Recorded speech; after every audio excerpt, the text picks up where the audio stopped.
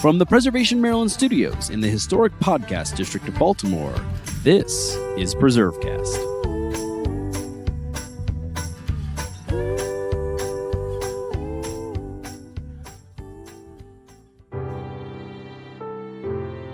The story of where we live is uniquely personal. Many historic homes have been preserved and open to the public, places which tell a story about the way we once lived. However, American public housing, places built and maintained by governments, has been long overlooked, forgotten, or worse yet, maligned. Today's guest, Dr. Lisa Yoon Lee, is working to solve that gap in memory and understanding as the executive director of the National Public Housing Museum, the only cultural institution devoted to telling the story of public housing in the United States. Find the best spot to sit and relax in the place you call home as we talk about the history of housing on this week's PreserveCast. Hey, it's Nick here, and before we get started, I want to remind you briefly that your support makes this podcast possible. To keep hearing important stories like these, I hope you'll consider making a small contribution. This podcast is powered by Preservation Maryland, a nonprofit organization that believes we all succeed when we all know more, and your help will keep us on air. Thanks, and now let's get preserving. Dr. Lisa Yoon Lee is a cultural activist and the executive director of the National Public Housing Museum. She served as the director of the University of Illinois School of Art and Art History, where she's an associate professor of history and gender and women's studies. As the previous director of the Jane Addams Hull House Museum, she oversaw a renovation of the house, installed a new permanent exhibition, and reinvigorated public programming at one of our nation's most important historic sites. Lisa is also the co-founder of the Public Square at the Illinois Humanities Council, an organization dedicated to creating spaces for dialogue and dissent and for reinvigorating civil society. She writes broadly about arts, culture, diversity, and aesthetics and politics, and has published multiple books and studies.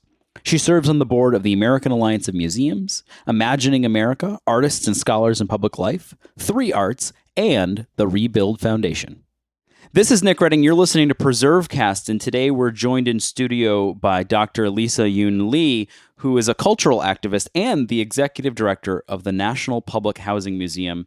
So excited to talk about the work that you're doing, which is so timely and so poignant right now. But before we get started, you had a really amazing career to this point. What was your path to this sort of work? And I'm curious, what sparked your interest in history, preservation, museum studies?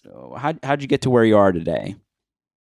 Thanks, Nick. I always like to say that I have been very intellectually promiscuous. And what I mean by that is just that I've fallen passionately in love with various disciplines on my sort of route to become a cultural activist and a museum professional and a preservationist.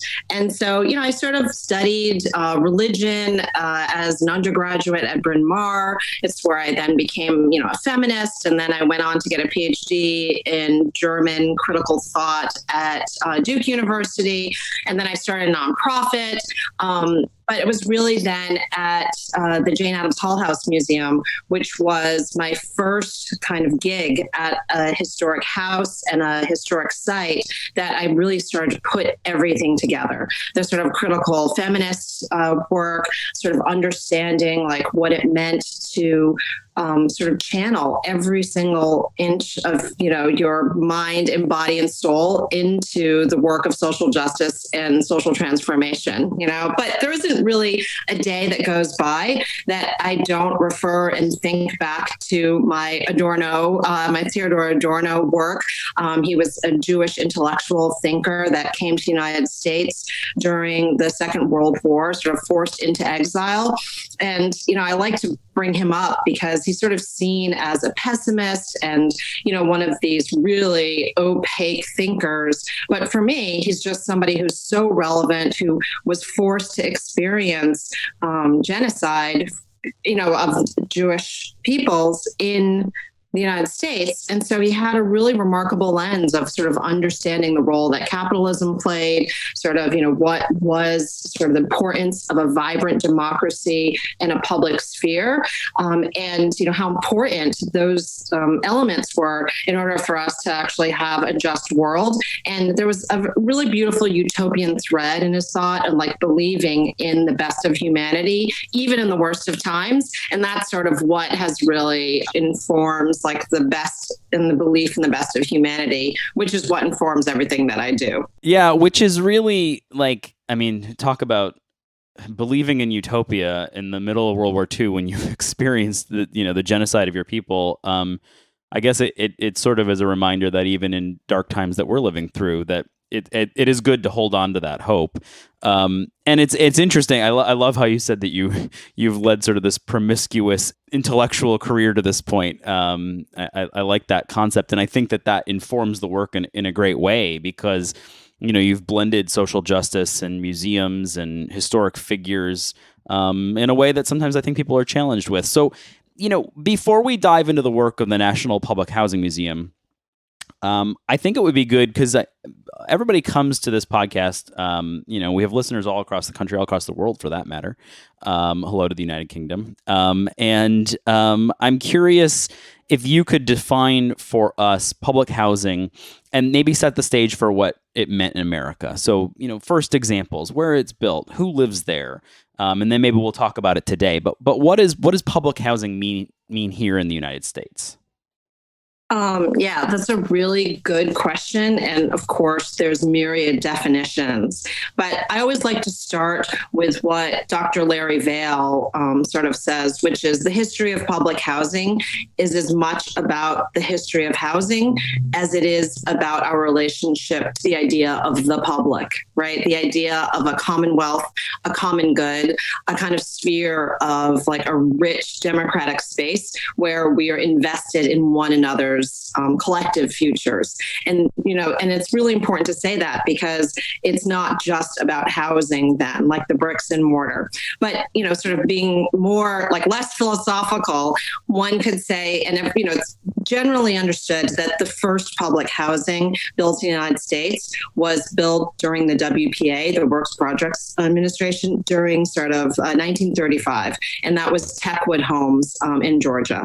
But that came before the so-called 1937 Housing Act, which established public housing as we know it today in the United States. And it was basically the government saying in the midst of the Great Depression, wow, we actually need a federal program to provide housing for all Americans, and that housing is a critical piece of the understanding of what it means to be a democracy. And it established a mechanism, which was basically public housing authorities in all, 50 states, in order for the government to help fund the building of housing. And so that was in 1937. And one thing I just want to put in there as a feminist and also as a justice activist is that, I always quote John Berger and say, never again will a single story be told as if it's the only one. And the 1937 Housing Act was actually primarily drafted by Catherine Barrow Worcester, who's somebody who's sort of fallen out of the history books, but just a really critical figure in housing history in the United States. She was a Vassar graduate who then went to Europe and fell in love with social housing and, Le Corbusier and, all this sort of understanding of like, wow, housing should be a human right, and that it's not something that the private marketplace can actually ever address adequately. And when she came back to the United States after her time in Europe, she met with a group of amazing intellectuals and poets, but she ended up drafting the 1937 Housing Act. She was the head of research for the first U.S. government division of public housing. And then she ended up being the advisor to like 3 or 4 presidents on housing. She was called a houser, which is what people who really believed that housing should be a human right was back then. And I'm happy to say that I've actually met a lot of housers today who have reclaimed that sort of moniker. But, that sort of device that was set up in 1937 really created public housing in the United States. And Lyndon B. Johnson, who was a young congressman at that time in Texas, he ended up being like the first congressional representative to say, yes, I want a housing authority in the great state of Texas.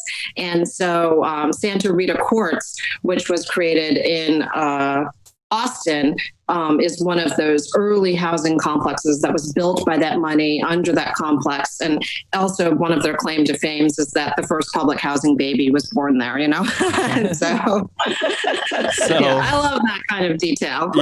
Yeah. And I wonder where that child is today, if he or she is still with us. So you mentioned that, kind of baked into that answer is that it's in all 50 states. What is the scale of this? How much of it was done? Is it still being done?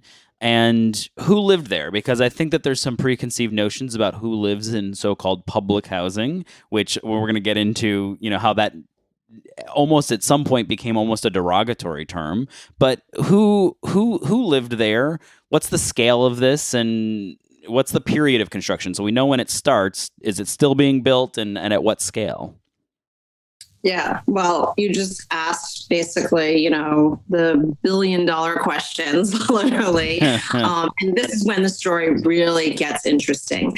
And, I feel like one of the most important things as we become fully human is to become curious, astute students of history. When I grew up in Poughkeepsie, my textbooks never had anything about Native American indigenous genocide or anything about the transatlantic slave trade, and so there was large swaths of this history that was missing. And later on, I realized, wow, you have to be like not just a student of history, but you have to be very skeptical about what you read and know.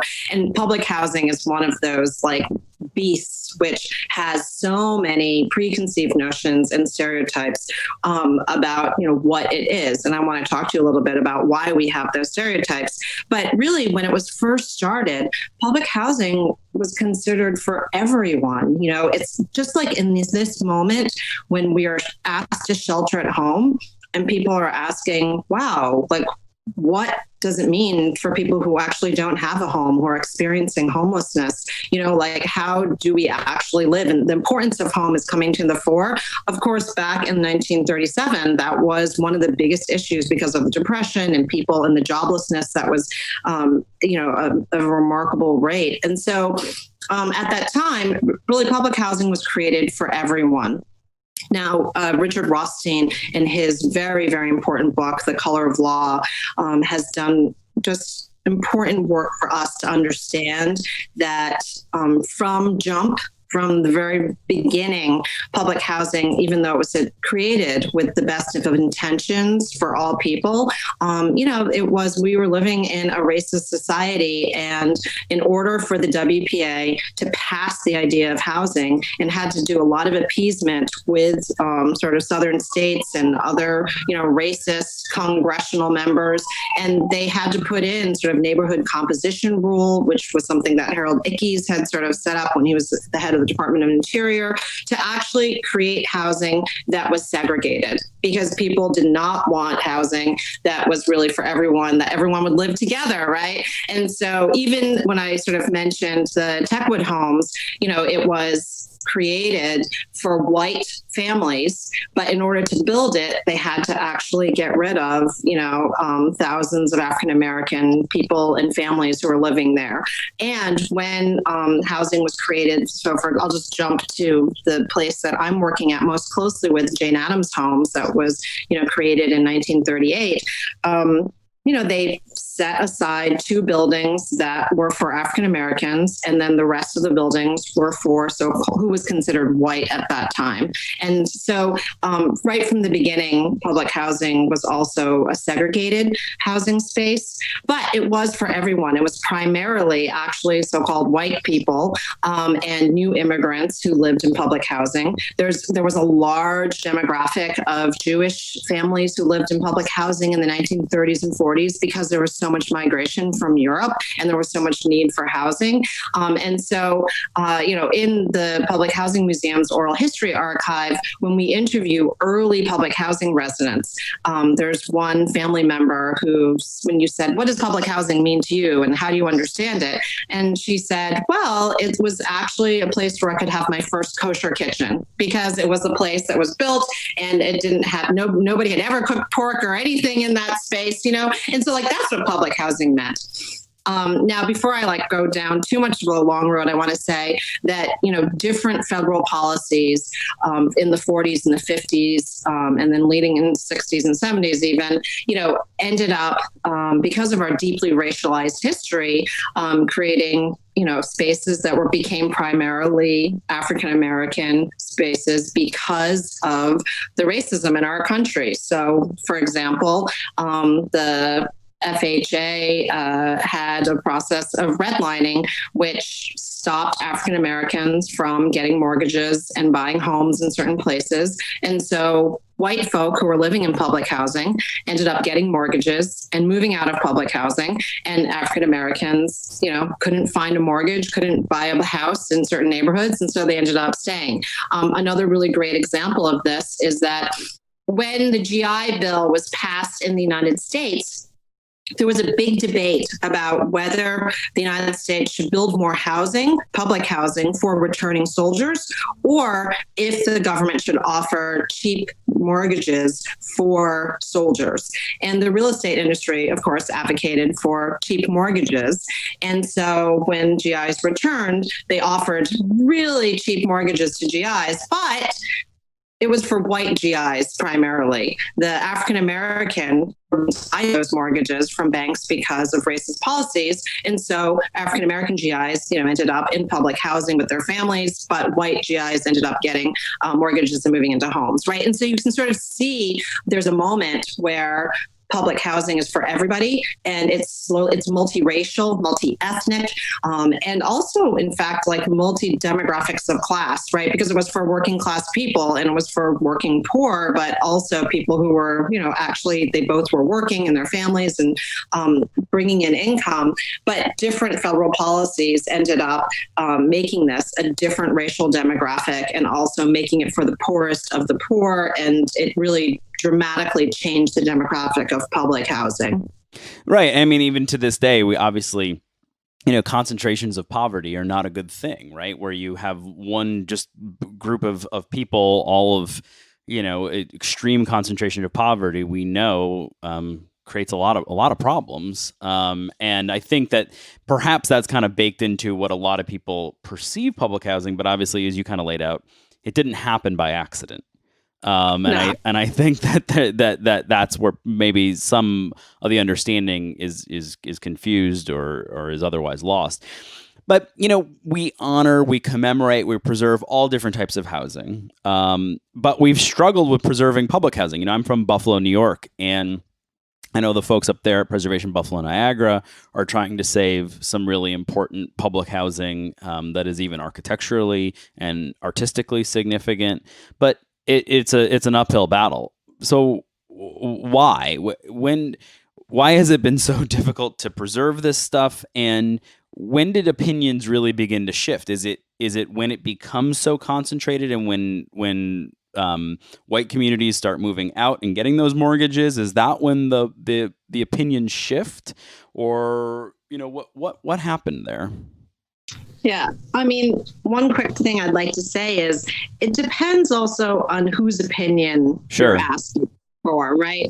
Because in many ways, I'll just say, even on my own board of the National Public Housing Museum, there might be one person who is white, has never lived in public housing, and would say very innocently even, well, somebody might be ashamed that they grew up in public housing, so why would they say it? And every single public housing resident alum would say, what? No one is ashamed of the fact that they grew up in public housing. And we sort of see even people, who so-called made it in the United States, like Howard Schultz and other people, right? The CEO of Starbucks, is very proud of the fact that they lived in public housing. And so there's a kind of public housing pride, because the people who live in public housing actually have a very different experience. They sort of are not thinking about this, necessarily the sort of mainstream media's representation, but for them, it's about the vibrant communities that they've created, their family members, the resilience, the sort of innovative businesses, the sort of cookouts, the backyard barbecues, the sort of sports, and, so there's a very different experience. I would say that, there's like many different moments that one could point to, but like history, it's not just one particular moment, right? But oftentimes in public housing history, you think about the sort of Ronald Reagan era, and all of a sudden when he coins this term welfare queen, right, at a press conference, which creates this idea of a Black woman who's living large, off of, society, and it becomes sort of the demonization of this idea of welfare, which I always say as a good progressive and somebody who's a student of the Jane Addams era, sort of the idea of welfare, which was the public good, public health, this idea that we're all doing well, which was born out of the progressive era. In just 2 short generations, when all of a sudden Reagan comes in and starts to demonize it, it's like welfare should be a good thing and something that we all strive for, right? But, welfare gets demonized, and this idea that people should not be living off of the public welfare is part of the problem of how people understand public housing.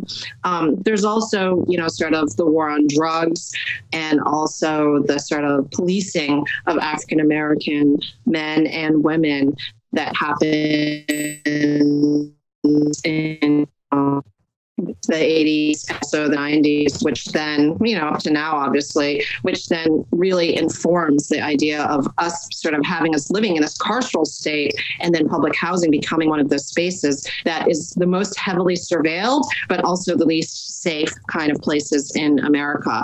And that leads also to the demonization of public housing spaces as unsafe. And then the last thing I'll say is, there is, because of urban renewal processes, a defunding of public housing buildings and their maintenance, which ends up really with crumbling buildings, sort of elevators that don't work, bricks, and there's leaking and all of these, and paint peeling, and that sort of defunding of maintenance then also, and that all these buildings needs taken down and sort of destroyed. And so one thing I really want to say is oftentimes people, when they think of public housing, they think of high rises, and especially in Chicago, there's like this idea that, well, of course public housing has failed and needs to be destroyed and dismantled because these high rises were so terrible.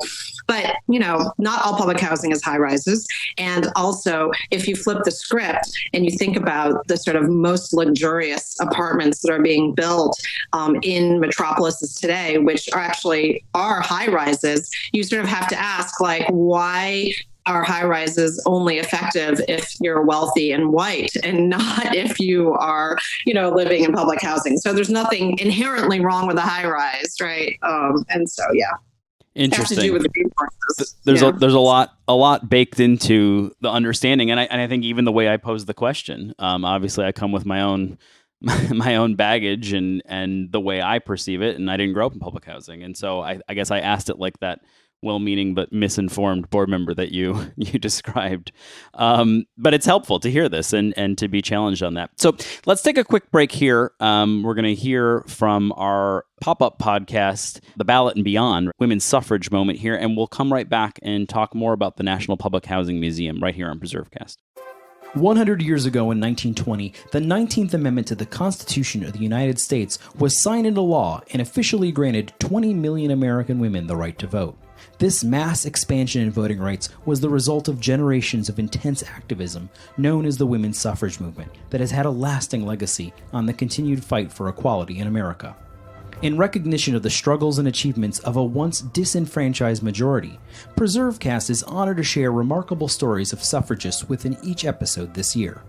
Beyond the Ballot is supported by Preservation Maryland, Gallagher, Avelius & Jones Attorneys at Law, and the Maryland Historical Trust. To learn more about influential women, past and present, or to donate, please visit ballotandbeyond.org. This week on Ballot and Beyond, we'll learn about poet Lucille Clifton, a professor and poet laureate of the state of Maryland for 2 terms in the 70s and 80s, read by Jessica Felt, Preservation Initiatives Manager at Preservation Maryland. Lucille Clifton. Poet Lucille Clifton started writing as a child. She would then write her way to be the state poet laureate. In 1967, Clifton moved to Baltimore with her husband and children for work. Museu wrote at their kitchen table. She sent some of her poems to poet Robert Hayden asking for help in getting published. Hayden passed Clifton's poems on to a fellow poet who liked them enough to submit them to a competition without telling her. She won, and the award caught the attention of a major publishing house and landed her a contract. Clifton wasted no time, publishing her debut volume of poetry, Good Times, in 1969. As she would throughout her career, Clifton wrote of the African American experience and the human capacity to endure and preserve. The New York Times named Good Times as one of the 10 most notable books of the year. In 1971, she joined what was then Coppin State College in West Baltimore as poet in residence. Her works Good News and the Earth came out in 1972, An Ordinary Woman in 1974, Two-Headed Woman in 1980. In 1987, she produced 2 volumes, Good Woman and Next. The Pulitzer Prize Committee named both books as finalists, the first time one author had 2 books on the list in the same year. She wrote more than a dozen collections of poetry, nearly 24 children's books, and a memoir. She received the National Book Award for her collection, Blessing the Boats, New and Collected Poems, and the Ruth Lilly Poetry Prize for her full body of work. Literary critic Helen Vendler said, "She recalls for us those bare places we have all waited as ordinary women with no choices but yes or no. No art, no grace, no words, no reprieve." In 1979, Clifton was appointed the state's poet laureate for 2 terms, 6 years. When she was asked about composing poems on demand for state events, Clifton replied that, "You don't go around asking poets to write verse on request. That's not poetry, that's greeting cards." Clifton would become a longtime distinguished professor of humanities at St. Mary's College in Southern Maryland. She died in 2010 at the age of 73. Of her own life, Clifton wrote, "Won't you celebrate with me what I have shaped into a kind of life? I had no model. Come celebrate with me that every day something has tried to kill me and has failed."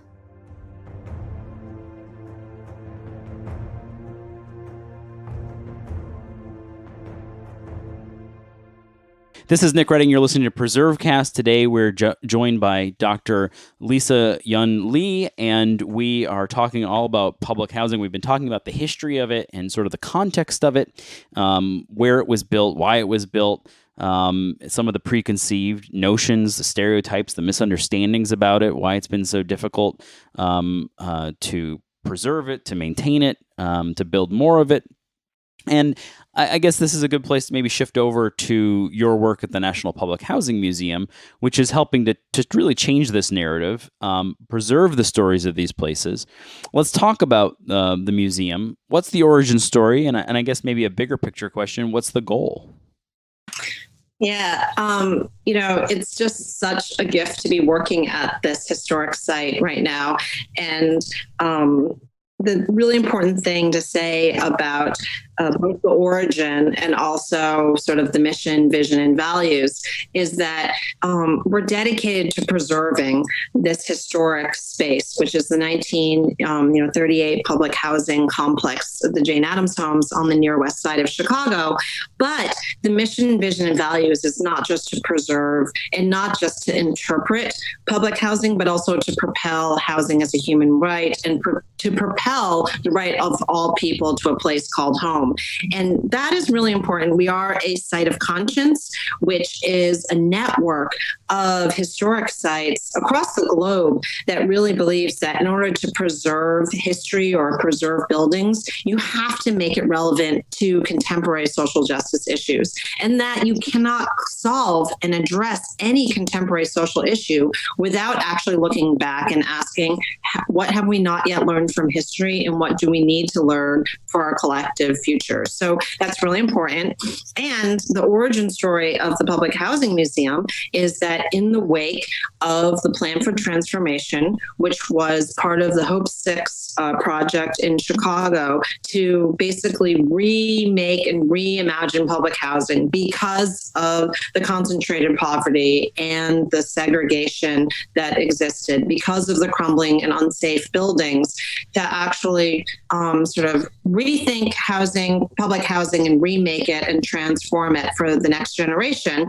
A group of public housing residents came together and said, wow, we actually need to preserve one of the last remaining buildings and create a museum where we can actually control the narrative about what it meant to live in public housing, and also to make sure that it's not just the mainstream sort of narrative about public housing that's preserved, but that we can ask all of these critical questions. And I just want to say that, the Plan for Transformation, which is, an urban renewal project to remake the city of Chicago, is happening, all across this country. And one of the first things that happened in these urban renewal projects was the dismantling of these high rises and public housing spaces, which represented the single greatest net loss of housing in the United States history. So in the effort to remake housing and to reimagine and affordable housing in this country,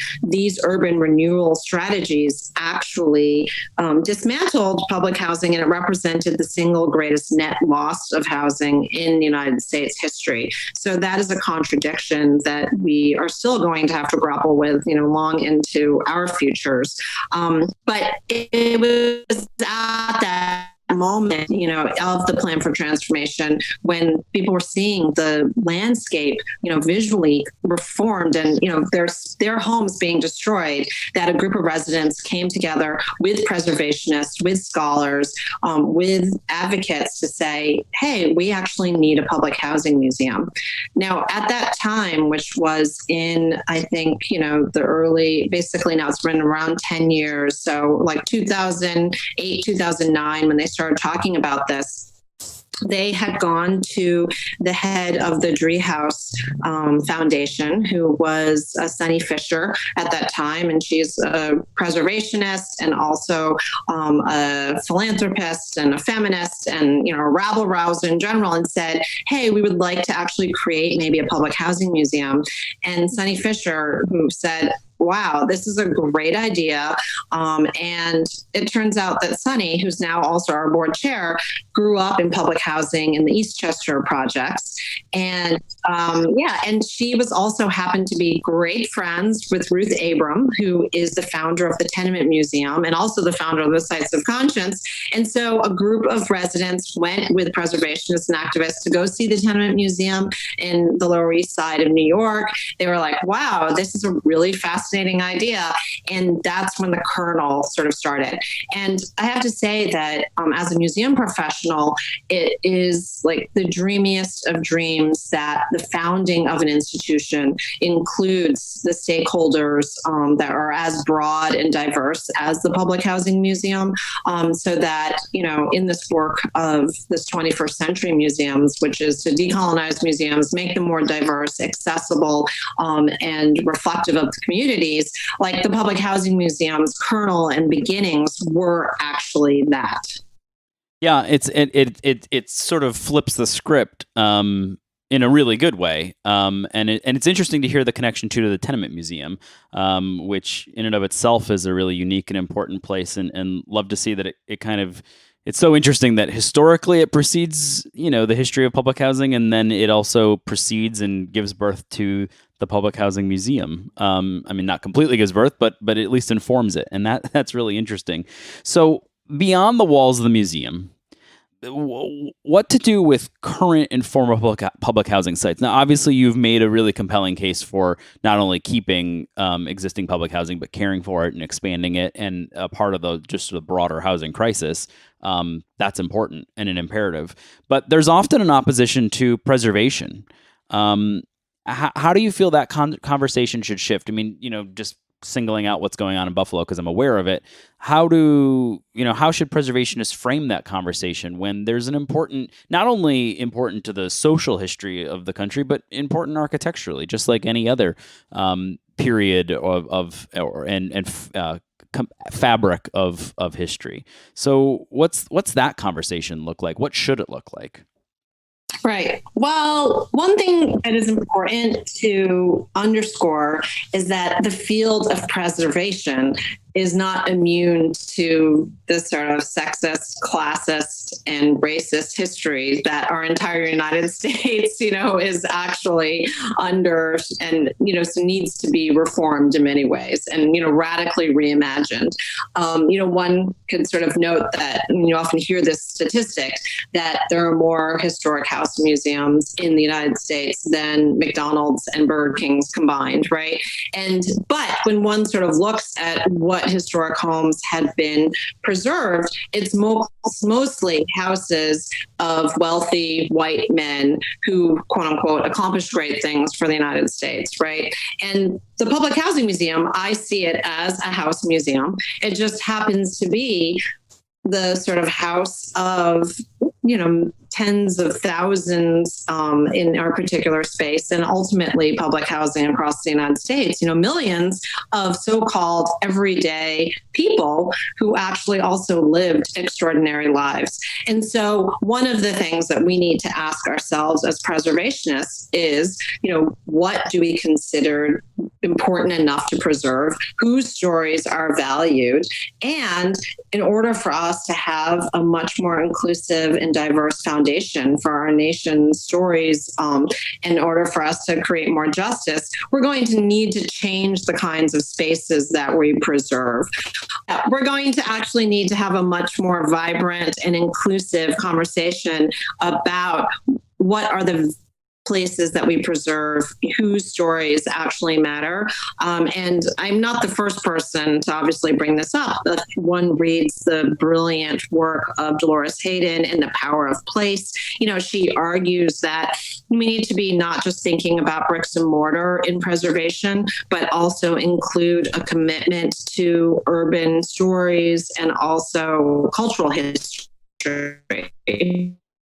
And so, important history in there, then maybe that place is valuable to be preserved. And one needs to interrogate what we define as important, which, up to now has been a seriously myopic definition of mostly white male history that is decided by the people in power that this is actually important. And so the struggle to preserve public housing sites is along with a sort of people's struggle to really demand that, who are the people that matter in our society, and our stories are actually important and need to be preserved as well. Yeah, obviously, I think you're making a really compelling case, and I think others have, as you mentioned, that this needs to happen. And unfortunately, there are bright spots out there where there is a big shift underway, but there's obviously a lot more that can be done. And when it comes to public housing sites, a lot more that can be done. Now, I'm curious. So obviously, your work preserves a public housing site. I'm curious if you could explain to people how that actually works. When you said there's, potential for, you're telling the stories of thousands of units. How much ground do you actually cover? How have you preserved the sites themselves? And sort of a bigger question is, are there more places like this around the country? Obviously, you're the National Museum, but are there other places that have preserved public housing? Yeah. Well, one thing that I would say is that, one of the reasons that I love preservation so much is that, every inch of a building has an extraordinary story that could be conveyed if we look at it and ask the right questions, right? So, I think up to now, a lot of buildings that have been preserved have been defined as if was a valuable architect, or if it has architectural significance, or if the people who lived there had made great contributions to our society. And one might look at, for example, the wood that goes into a building or the brick that was laid in the foundation and ask the question, who actually laid that brick, right? And if for the my particular building of the Jane Addams homes that was built during the WPA, and you look back at the video footage, look back at the records of who was paid, you see like extraordinary stories of Italian stonecutters who participated in the making of the building, sort of the different Irish and Polish bricklayers. And, each of those stories is a story that's important to tell. And each of those intimate local stories opens up into a larger national story about, for example, the history of immigration, or even for that matter, like where did this wood come from and what is it shipped from, and so it's really important for me to really sort of look at the building with as much intensity and passion as, I possibly can, and to sort of bring in all of those stories.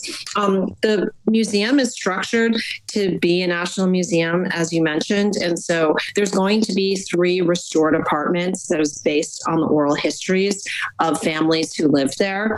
And like I said, those intimate stories open up to larger national narratives that are much more inclusive. So for example, the first apartment tells a Jewish history of both the Inez and Turvitz Metter family, but also, it tells the history of Maxwell Street in Chicago, and also opens up to a larger narrative about Jewish life in the United States, as well as the birth of public housing. The second apartment tells the story of the Rizzi family, an Italian family, the Podlowskis,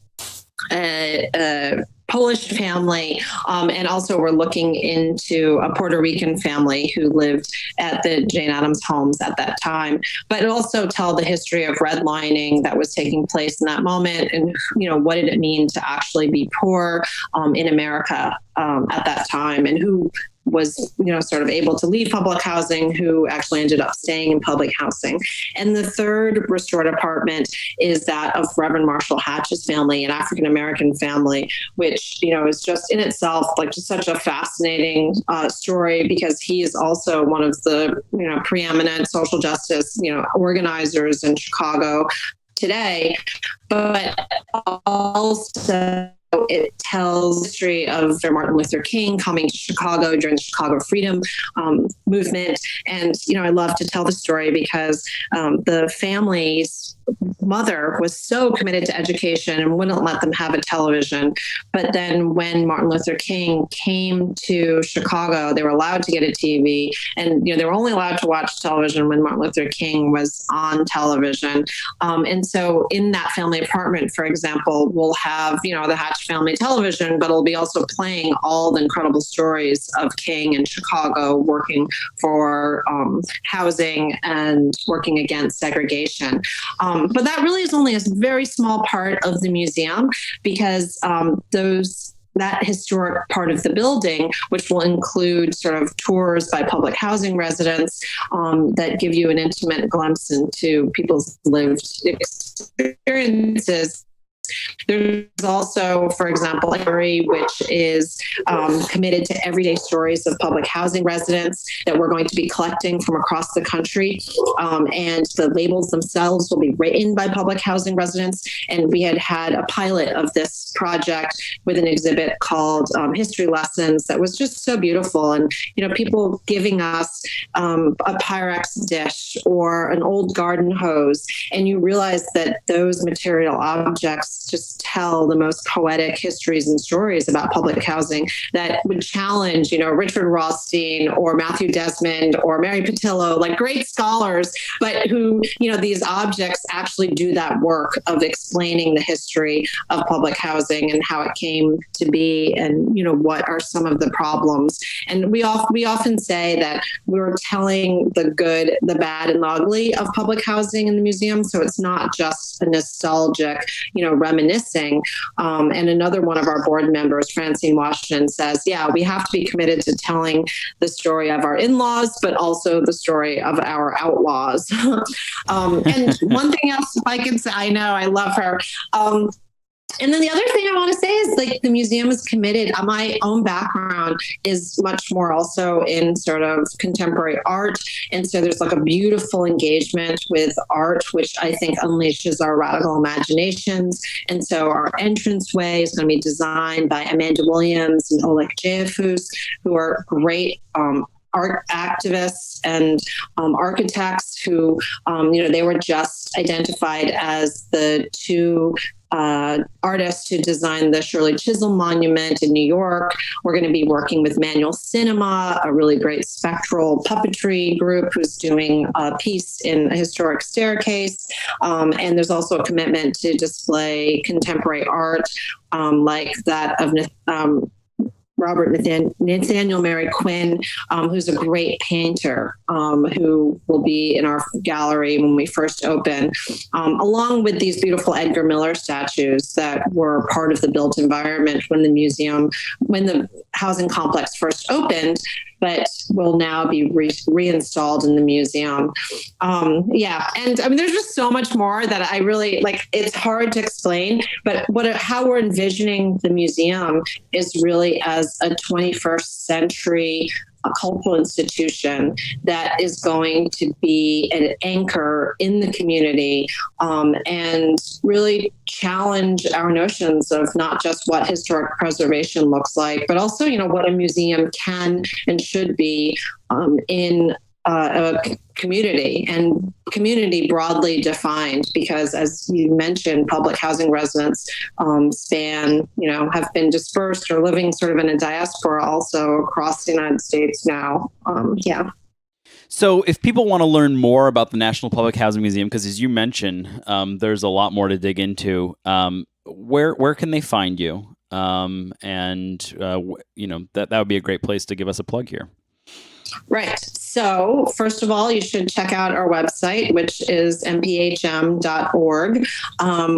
We have a vibrant public programming series, which is national also because it's built upon our oral history archive. Traditional written history has been very limited. And so we've sort of committed to the great traditions of Studs Terkel and Timuel Black and Ida B. Wells Barnett, really sort of taking down the stories of people orally and putting them into oral history archive. And we have a series called Out of the Archives, which is a monthly series that premieres on Facebook, but then you can find online, which is a curated series of stories about public housing residents that run the gamut of sports in public housing and, sort of musicians in public housing to Black power and, a whole range of political issues as well. And we also have an entrepreneurship hub, which we have launched, which is part of our cultural workforce training program. And so we are also hiring people to be oral historians, to record the stories of public housing residents across the country, and also starting to gather artifacts. We're right now in the midst of a campaign to actually open in the last remaining building. We're operating fully as a museum, but we're trying to get into the Jane Addams homes and actually open up the museum and hopefully happen in 21, 22. And so if people are interested, they can come to our website. It's the Power of Place campaign. And, I hope as many people as possible will join us. Fantastic. Well, lots more to dig into there and a lot of food for thought from the conversation. Just really compelling stuff and an important new avenue in preservation and in museums and a lot for people to think about. So before you go, the most difficult question we normally ask folks, which is your favorite historic place or site? Yes. I love that question. Well, one, I have to say that, very selfishly, I have to say I love the Jane Addams Hull House Museum, which is located on the University of Illinois at Chicago campus on Halsted Street. And it's probably also not just because I work there, but it's the space that actually opened my eyes to like the potential of a historic site, like how many stories can be told and learned from one, the power of place and of memory. And I love that historic house. But I would also say that, just driving to Providence, in the last couple of weeks, I was on, a highway in Ohio, and I, came across this highway rest stop, which happened to be a site of the historic Underground Railroad. And just pausing and reading the historic label, I learned so much about, the history of slavery in the United States and, what it meant for people living in the North that were part of the Underground Railroad. And, I feel like for me, it's these happenstance spaces that I come across that where you learn a story that you've never even thought about, which is the thing that's so special. One last thing, I grew up in Poughkeepsie, and we're surrounded by historic houses there. And so recently I went to the Eleanor Roosevelt House also there, and it was just so wonderful to sort of see her house preserved and, being held as important as FDR and other presidents. And so I sort of like the quirky historic sites that tell the stories of women or people of color, people who we don't usually think of as being the great Americans who contributed to the United States, but realizing how much, these people have actually contributed. And so, those are my favorites. Well, a fantastic way to end a really great interview, and so excited to hear more about the museum as it all comes together. And I know you're operating as a museum, but to see your opening in hopefully 21 or 22, hopefully we can get you back on and talk more about it. And thank you so much for joining us today. Thank you so much, Nick, for all the work that you do, which is so important. I really love being here.